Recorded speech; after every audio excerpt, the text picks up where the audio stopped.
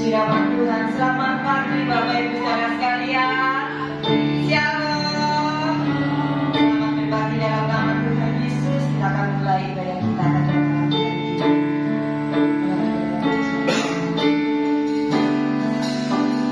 Oh Yesus.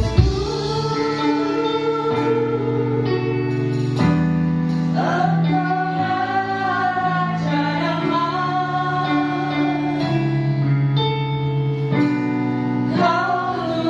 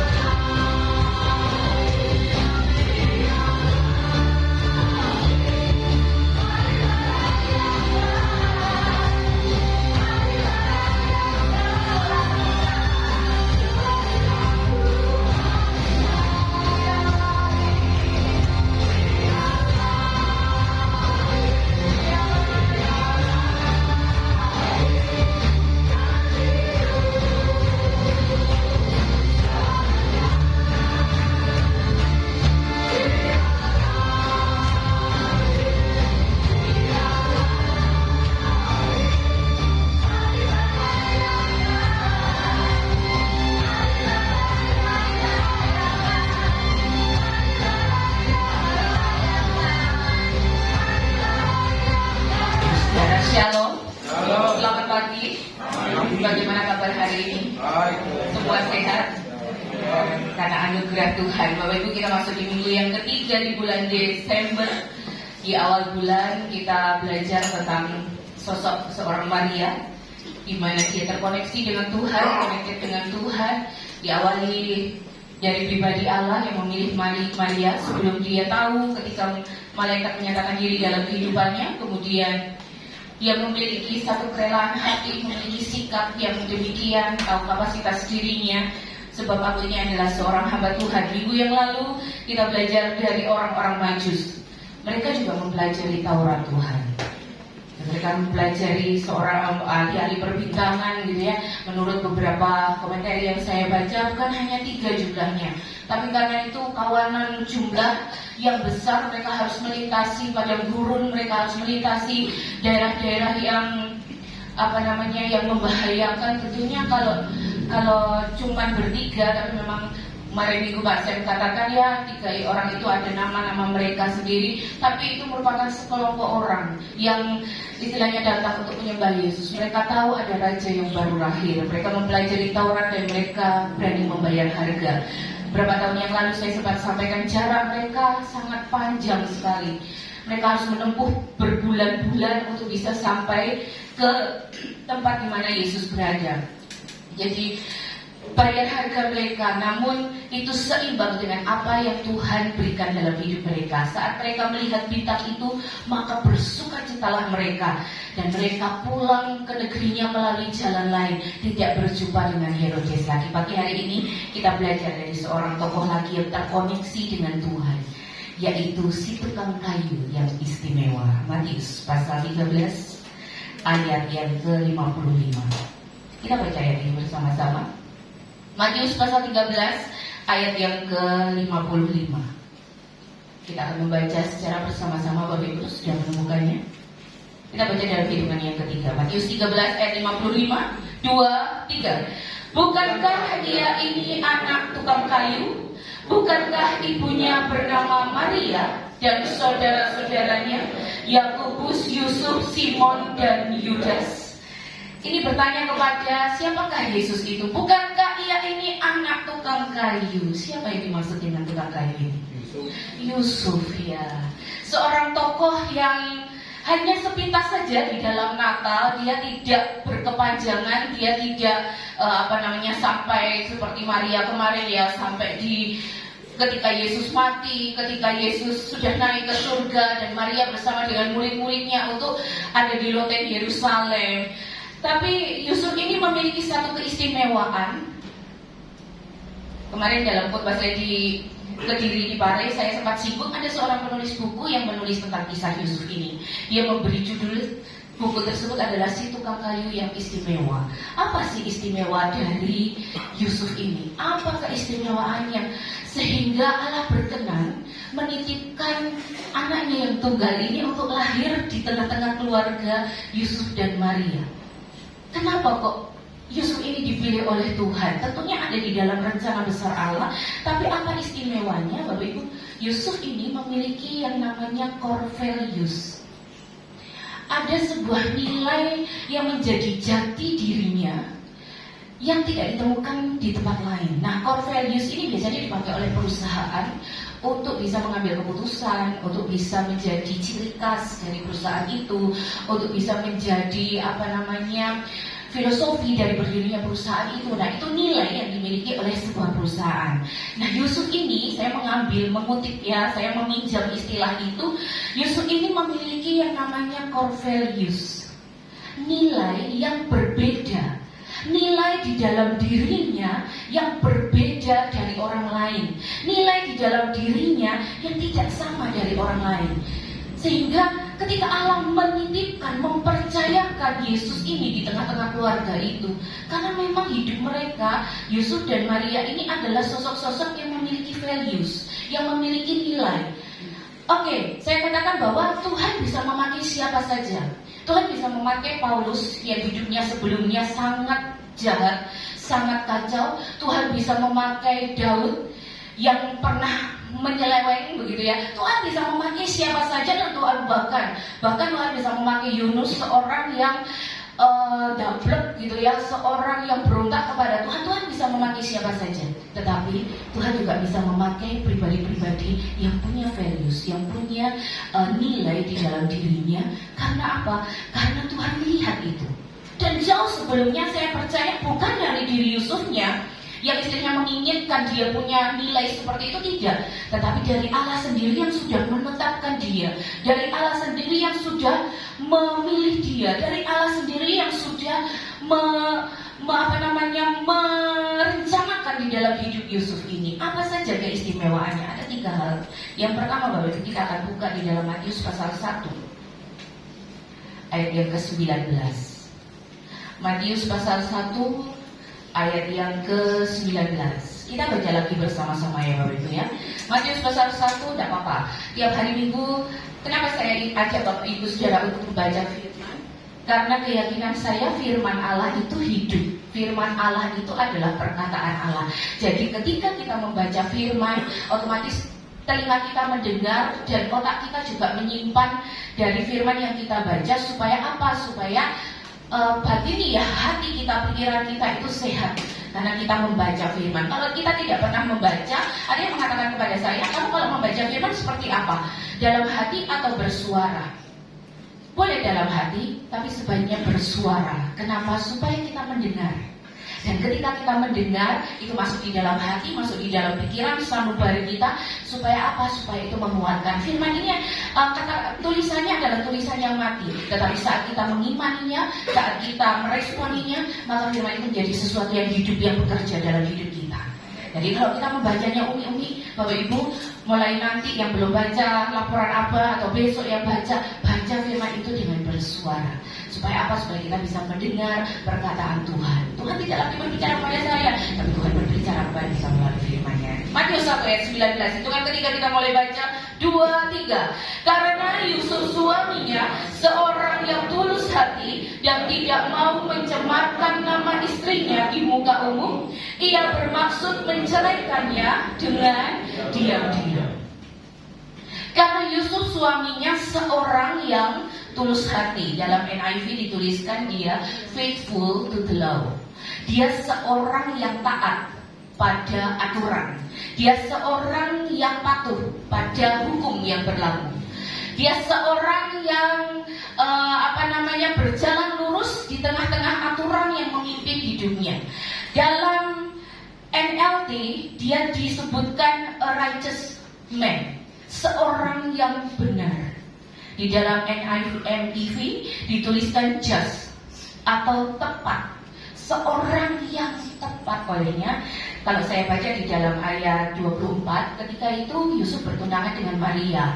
Tunangan ini akan menikah, sudah pasti, sudah positif akan menikah. Tapi kemudian Yusuf mendengar bahwa Maria tunangannya ini hamil, mengandung. Tapi mungkin dia belum tahu karena apa yang terjadi di dalam tunangannya. Olehnya dia bermaksud untuk menceraikannya secara diam-diam. Itu sah, itu benar. Menurut adat istiadat Yahudi itu sah, karena tidak ingin mencemarkan nama istrinya, karena tidak ingin membuka aibnya lebih banyak, lebih besar lagi. Itu benar. Sesudah ayat yang ke-24, sesudah bangun dari tidurnya, Yusuf berbuat seperti yang diperintahkan malaikat Tuhan itu kepadanya. Tepat. Jadi dia seorang yang benar. Dia seorang yang taat pada hukum. Dia seorang yang just. Just itu adil, bisa tepat, bisa. Dia seorang yang tepat. Olehnya saat dia berencana untuk menceraikan Maria sebagai istrinya, benar. Tapi ketika malaikat itu berbicara kepadanya, anak yang ada dalam kandungannya itu adalah dari Roh Kudus. Namakan dia Yesus karena dia yang akan menyelamatkan umatnya. Dia akan disebut Immanuel, yang berarti Allah menyertai kita, Allah menyertai umatnya. Dan pada ayat yang ke-24 dikatakan bahwa tepat dia melakukan seperti yang diperintahkan oleh malaikat itu. Bapak Ibu, seorang yang benar, dia akan melakukan tepat seperti yang sesuai yang tertulis pada hukum. Dia bukan melakukan tepat seperti yang menjadi SOP. Dia akan melakukan persis kalimat yang sama dialami oleh Nuh. Dikatakan bahwa Nuh melakukan tepat seperti yang Allah perintahkan. tidak kurang, tidak lebih, tapi pas. Bapak Ibu kalau punya balok dalam susunan pasal gitu ya, kadang kita bingung untuk menyusun pasal-pasal itu. Tapi kalau kita sudah menemukan susunan yang pas, itu tepat, posisinya tepat, posisinya nggak melenceng, posisinya pas. Tidak ada yang nggak bisa dimasukkan di dalam susunan pasal itu. Jadi nggak kurang, nggak lebih. Nah, orang-orang yang hidup benar, Nuh juga dikatakan hidupnya saleh, hidupnya benar. Dia akan melakukan tepat. Karena apa? Karena dia tahu kebenaran itu. Karena dia taat pada hukum. Karena dia taat pada peraturan, gitu ya. Lainnya kalau misalnya lewat di lampu merah, kadang ke susu, nyeleweng lewat pinggir. Nah, dan saya ngomel-ngomel sama Pak Sep kalau naik motor, nggak usah Pak, wis antri aja di sini gitu ya. Taat pada hukum, taat pada aturan. Ada atau tidak ada orang, ada atau tidak ada pengawas, tetap taat pada hukum. Dia faithful to the law, setia atau melakukan hukum-hukum itu dengan baik.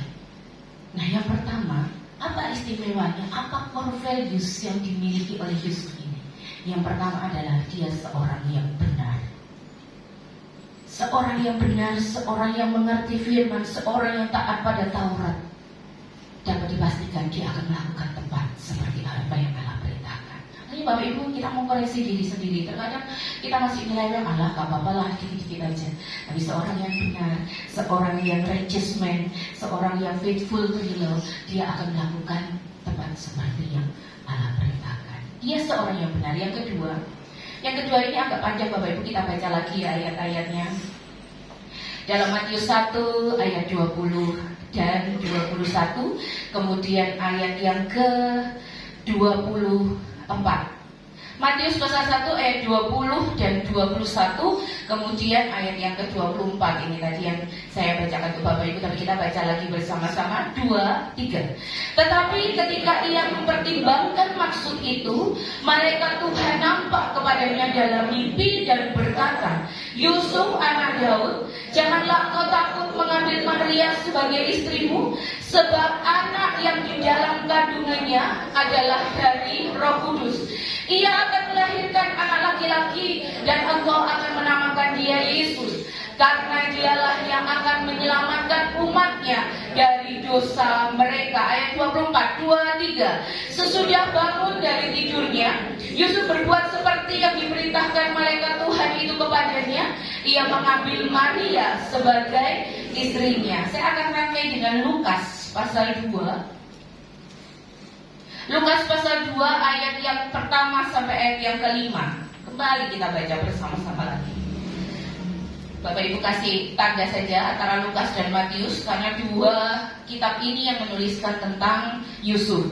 Markus menyebutnya seperti yang ayat pertama tadi saya baca, bukankah ia ini anak seorang tukang kayu? Nah, itu Markus menyebut itu, tapi di bagian lain tidak disebutkan tentang kisah Yusuf ini. Lukas 2 ayat 1 sampai yang kelima. 2, 3. Pada waktu itu Kaisar Agustus mengeluarkan suatu perintah, menyuruh mendaftarkan semua orang di seluruh dunia.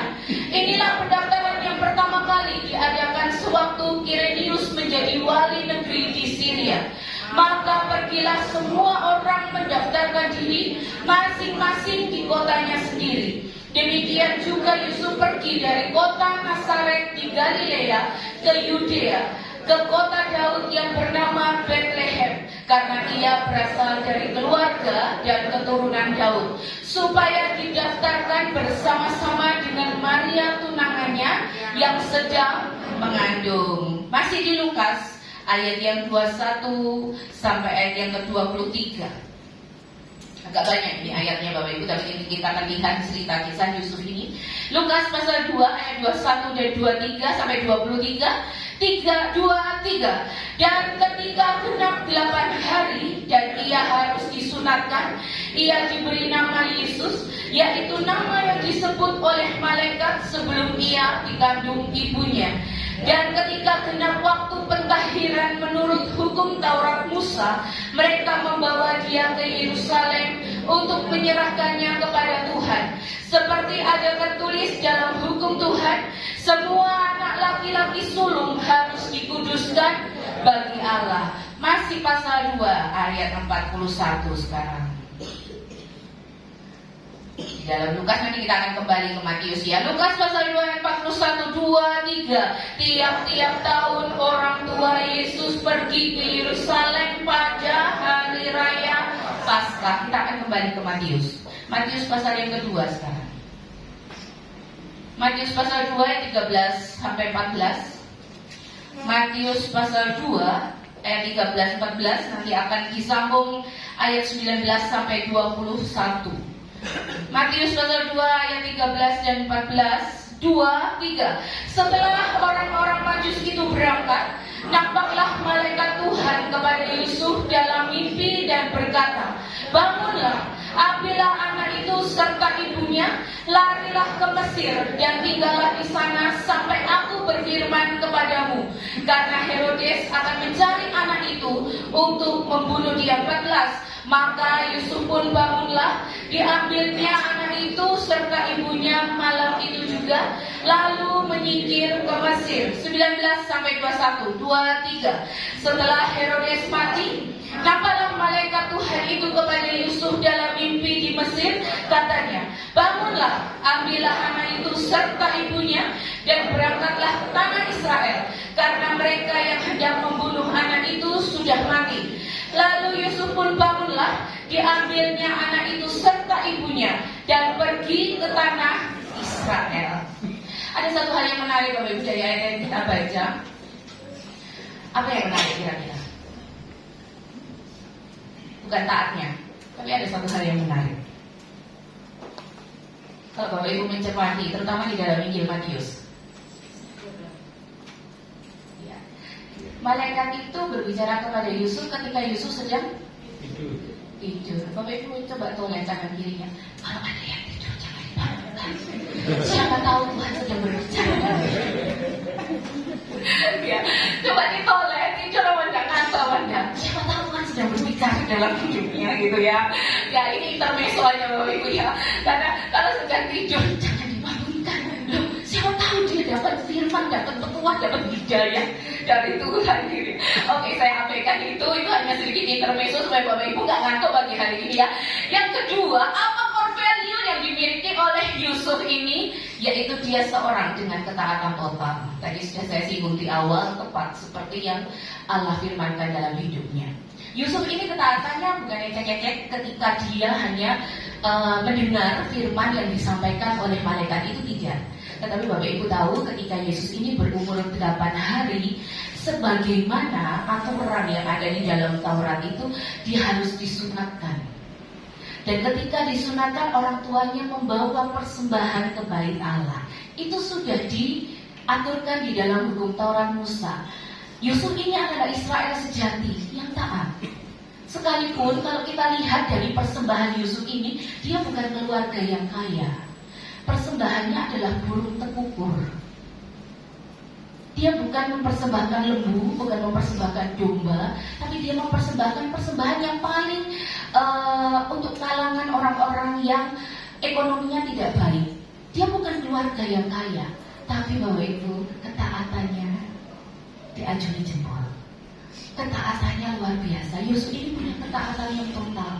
Bahkan tadi di dalam Lukas 2 ayat 41, tiap-tiap tahun orang tua Yesus ini, Yusuf dan Maria, pergi ke Yerusalem untuk merayakan Paskah, untuk merayakan hari raya orang Israel pada waktu itu tiap-tiap tahun.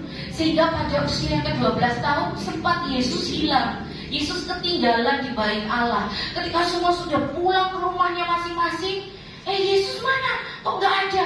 Ketika dicari, dia sedang bertanya jawab dengan ahli-ahli Taurat dan orang-orang Farisi. Karena apa? Karena ketaatan yang total. Jauh sebelumnya ketika Yesus masih masih kanak-kanak, di dalam Matius dikatakan bahwa pada waktu itu ketika orang-orang Majus sudah pergi, sudah meninggalkan Bethlehem, maka Herodes ini bertanya-tanya, di mana dia? Kok orang-orang ini kok nggak kembali lagi?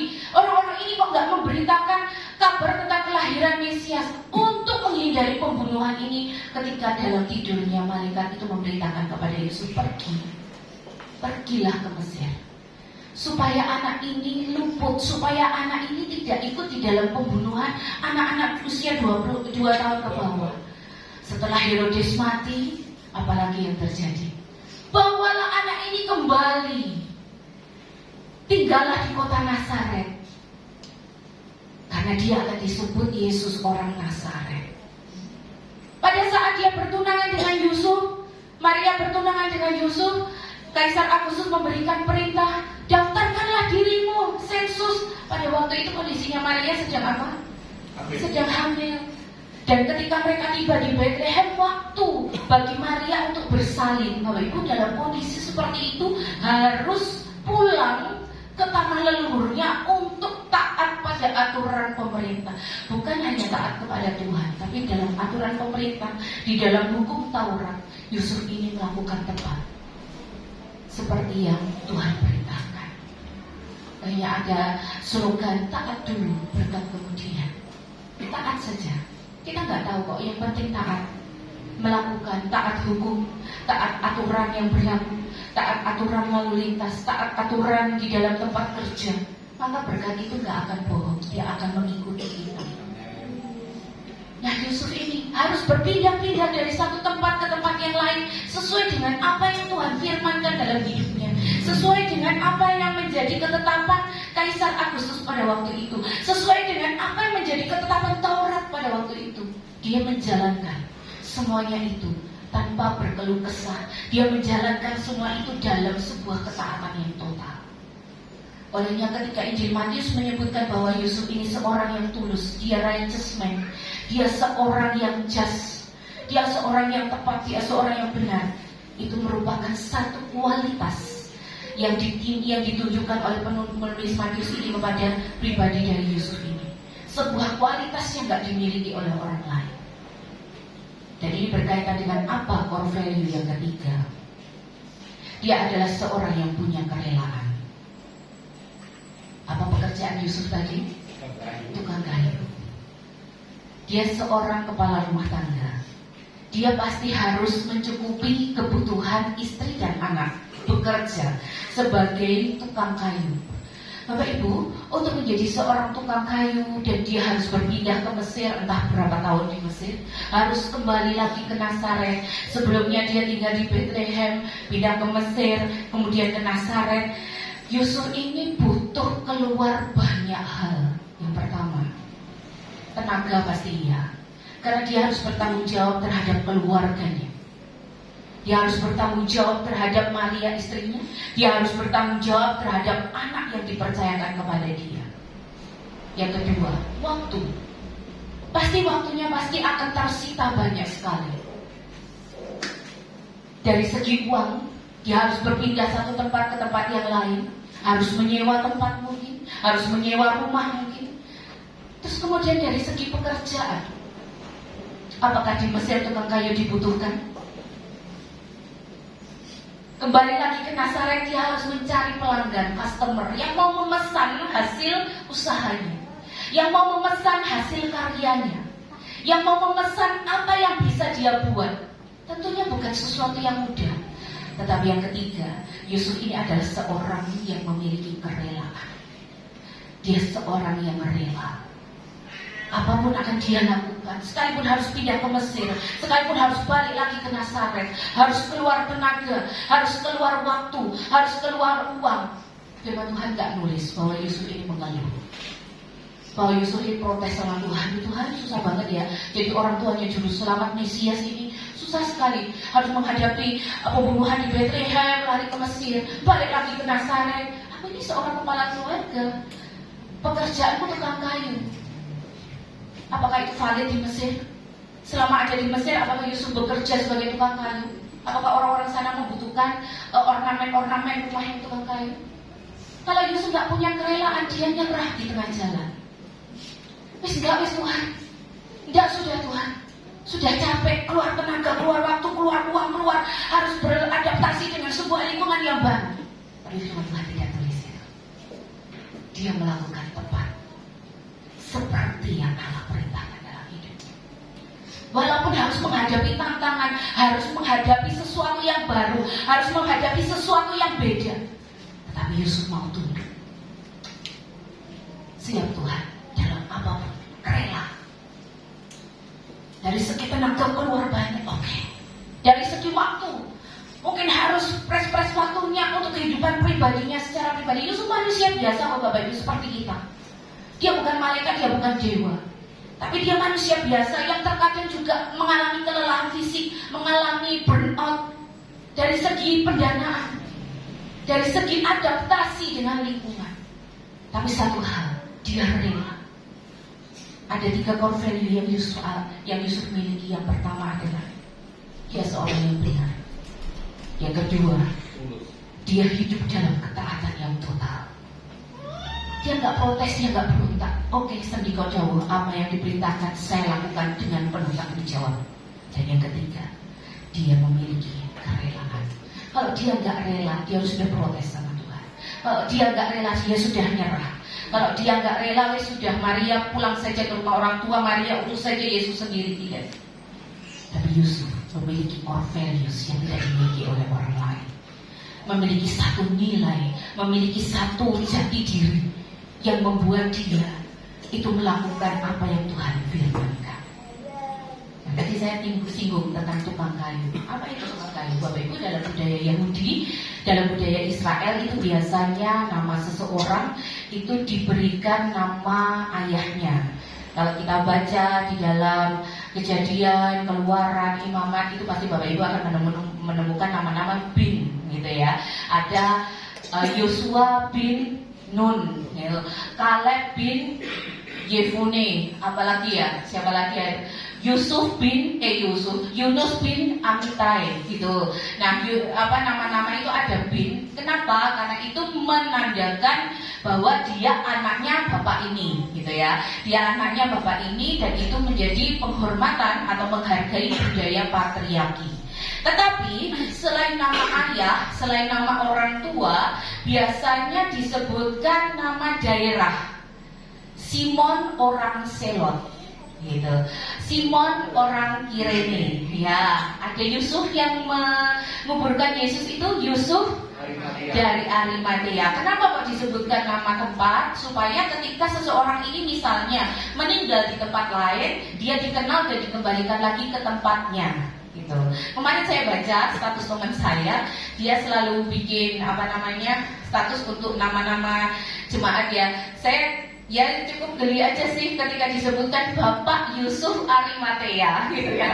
Jadi disebutkan namanya lengkap Bapak Yusuf Arimatea. Arimatea itu nama tempat, gitu ya, nama tempat. Sebagaimana Tesalonika itu nama tempat. Tapi terkadang oke lah, karena panggilannya mungkin menarik Tesa, gitu ya. Itu dipakai nama orang nggak apa-apa. Atau juga selain nama orang tua, selain nama tempat, biasanya disebutkan pekerjaan. Kayak Paulus dan Aquila Priscilla, mereka adalah tukang tenda, ya, tukang kemah, gitu, tukang kemah. Karena pekerjaannya punya keahlian. Nah, Yusuf ini disebut Yusuf si tukang kayu, Yusuf tukang kayu. Tukang dalam bahasa Ibrani ataupun dalam bahasa Yunani yang dipakai sebagai kata tukang itu memiliki arti seorang yang ahli, seorang yang punya kemampuan untuk mengerjakan segala sesuatu dari kayu. Bapak Ibu masih ingat ya, ketika pembangunan Tabernakel Musa, di sana ada Aholiab dan Besaliel yang diberikan Roh Allah turun dalam hidup Besaliel dan Aholiab ini. Kalimatnya saya artikan dengan bahasa saya ya, tapi mereka itu menjadi seorang yang ahli, gitu, seorang yang ahli di dalam pembuatan kemah. Nah, tukang ini juga sama, dia seorang yang ahli, seorang yang mahir, seorang yang memiliki passion, seorang yang memiliki kemampuan untuk mengerjakan segala sesuatu yang berkaitan dengan kayu. Kalau mungkin sekarang pengrajin, gitu ya, pengrajin kayu bisa dibentuk jadi patung, bisa dibentuk jadi meja, bisa dibentuk jadi kursi dan lain sebagainya, hiasan-hiasan dinding. Yusuf ini disebutkan Yusuf bukan kayak ini anak tukang kayu, gitu ya. Yusuf seorang yang berprofesi menjadi tukang kayu. Nah, tukang kayu pada waktu zaman Herodes itu menjadi sebuah profesi yang menarik. Karena apa? Karena Herodes di wilayah Yudea itu dia seorang raja yang senang melakukan pembangunan. Ini saya mengambil dari catatan sejarah mereka, senang melakukan pembangunan. Jadi keahlian tukang kayu ini menjadi sesuatu yang penting pada waktu itu di wilayah Yudea. Tapi nggak tahu ketika dia di Mesir apakah dia bekerja, firman Tuhan tidak tuliskan. Nah, itu yang disebut Yusuf ini tukang kayu karena dia punya keahlian seperti itu. Dia punya talenta di dalam membuat kerajinan-kerajinan yang berkaitan dengan kayu. Tapi dari situlah bukan profesinya yang membuat dia memiliki sesuatu yang berarti, tapi dari pribadi Yusuf ini. Dia punya satu nilai, dia punya core values yang tidak dimiliki oleh orang lain. Dia punya seorang yang benar, dia seorang yang memiliki ketaatan yang total, dan dia seorang yang rela berkorban, rela dalam bentuk apapun, tanpa komplain, tanpa sungut-sungut, tanpa tawar-menawar. Dan itu yang menjadikan Yusuf ini seorang yang bernilai. Tentunya dalam koridor Allah, dalam rencana Allah, Allah sudah memilih dia jauh sebelumnya. Allah sudah menetapkan dia, dan Allah juga sudah memberkati dia. Nah, kenapa Yusuf ini kok bisa tetap bertahan, tetap kuat menghadapi segala sesuatu? Saya yakin dia mengimani apa yang Tuhan firmankan di dalam hidupnya. Matius 1 ayat penutup ayat 23 kita akan baca bersama-sama. Matius pasal 1. Matius pasal 1 ayat yang ke-23 kita baca bersama-sama dalam hitungan yang ketiga. Matius 1 ayat 23, 2, 3. Sesungguhnya anak darah itu akan mengandung dan melahirkan seorang anak laki-laki, dan mereka akan menamakan dia Immanuel, yang berarti Allah menyertai kita. Itu diulangi lagi oleh malaikat di dalam hidupnya Yusuf. Hal itu supaya genaplah yang difirmankan oleh Tuhan. Difirmankan Tuhan oleh Nabi, sesungguhnya anak darah itu, Maria itu akan mengandung dan melahirkan seorang anak laki-laki, dan mereka akan menamakan dia Immanuel, yang berarti Allah menyertai kita. Kitab Matius diawali dengan Immanuel, diakhiri dengan Immanuel. Matius 28 ayat 19 sampai 20. Dan ketahuilah, aku akan menyertai engkau sampai kesudahan zaman ini. Yusuf bisa bertahan bukan hanya sekedar dia punya core value yang high, yang berkualitas, tetapi dia mengimani firman-Nya. Apapun yang menjadi tantangan di depannya, sekalipun dia harus ke Mesir, sekalipun dia harus menghadapi banyak tantangan, sekalipun dia harus menghadapi kesulitan, tapi satu keyakinan yang dimiliki oleh Yusuf ini, bahwa anak yang ada di dalam asuhannya, anak yang dipercayakan di dalam pengawasannya, anak yang dianugerahkan oleh Allah di dalam keluarganya, dia disebut Immanuel, yang berarti apa? Allah menyertai kita. Allah hidup di dalam hidupnya. Bapak Ibu ingat kisah Obed-Edom? Siapa dia? Dalam Perjanjian Lama. Ada yang ingat kisah tentang Obed-Edom? Yang tempatnya, rumahnya dipakai untuk menyimpan. Oh ya, rumahnya dipakai untuk menyimpan tabut Allah. Dan apa yang terjadi dalam hidupnya? Berkati oleh Tuhan. Bapak Ibu, sesulit apapun tantangannya, sesulit apapun yang harus kita kerjakan, kalau Immanuel itu ada di dalam kehidupan kita, kita mampu. Kita pasti bisa. Obed-Edom diberkati keluarganya karena ada tabut Allah yang dititipkan di rumahnya, dititipkannya. Karena pada waktu itu menjadi simbol kehadiran Allah. Sesudah itu diantarkan kembali ke tempat di mana kemah itu berada. Tapi kalau hari ini, kalau saat ini, Immanuel itu ada dalam hidup kita, maka apapun yang terjadi Tuhan, aku akan tetap taat. Apapun yang terjadi Tuhan, aku tetap hidup di dalam kebenaran firman-Mu. Apapun yang terjadi Tuhan, mampukan saya untuk tetap rela menghadapi apapun. Amin Bapak Ibu. Ini sudah di penghujung akhir tahun 2024. Tentunya ada banyak peristiwa yang lalu yang boleh terjadi, yang mungkin menguras energi, tenaga, pikiran kita. Tetapi yakinlah, Immanuel itu ada dalam hidup kita, sehingga kita mampu melangkah, terus melangkah kita taat pada Tuhan, kita setia kepada Tuhan. Apapun yang terjadi, hidup ini memang seperti itu. Ya, kemarin saya katakan otak manusia terkadang diprogram untuk sesuatu hal yang positif saja. Kita seringkali menolak hal-hal yang negatif. Tapi hidup ini keseimbangan, balance. Itulah hidup. Ada suka, ada duka, ada tawa, ada air mata. Kalau nggak balance, nggak enak Bapak Ibu ya. Coba Bapak Ibu jalan di tol. Saya pernah dari tol dari Jakarta ke Magelang, bosen. Nggak enak, karena yang dilihat ya cuma itu, kanan kiri gersang. Tapi coba Bapak Ibu masuk di jeglongan, teriak kan pasti gitu lah. Itu masuk di mana itu nggak jadi ngantuk gitu ya, nggak jadi ngantuk karena hidup ini balance. Ada suka diimbangi dengan duka. Kalau ada duka, Tuhan nggak selamanya kok kasih duka cita terus kok. Karena apa? Segala sesuatu yang ada di bawah kolong langit ini fana, sementara, ada batas waktunya, nggak mungkin selama-lamanya. Kalau Bapak Ibu dibuat nangis, ya mungkin karena perasaan sendiri. Tapi Tuhan nggak pernah buat nangis terus-terusan. Kalau Tuhan izinkan sesuatu itu berkala. Pencobaan-pencobaan yang kamu alami itu pencobaan yang biasa, ada batas waktunya, ada expirednya. Dia nggak mungkin abadi. Ya, sebagaimana makanan kan ada expirednya, jangka waktunya sekian. Tuh, demikian juga apa yang kita alami. Segala hal yang buruk itu ada expirednya. Suatu ketika Tuhan ganti dengan sesuatu yang buat kita sukacita. Tapi jangan terlalu kebablasan. Hidup ini balance.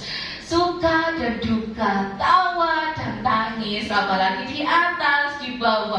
Kadang hidupnya senang, tapi kadang aduh, channelnya pukul tadi channel ya. Waktu bensin entek pas mau pelayanan, tapi enggak ngomel katanya gitu ya. Itulah hidup gitu ya. Itulah hidup dalam kehidupan kita. Tapi satu perkara, kalau Immanuel itu ada dalam hidup kita, maka Allah menyertai kita. Kemanapun kita pergi, apapun yang Tuhan izinkan terjadi, kita tetap kuat. Kita tetap bersandar kepada Tuhan. Ya, tokoh yang ketiga Yusuf terkoneksi dengan Tuhan. Selanjutnya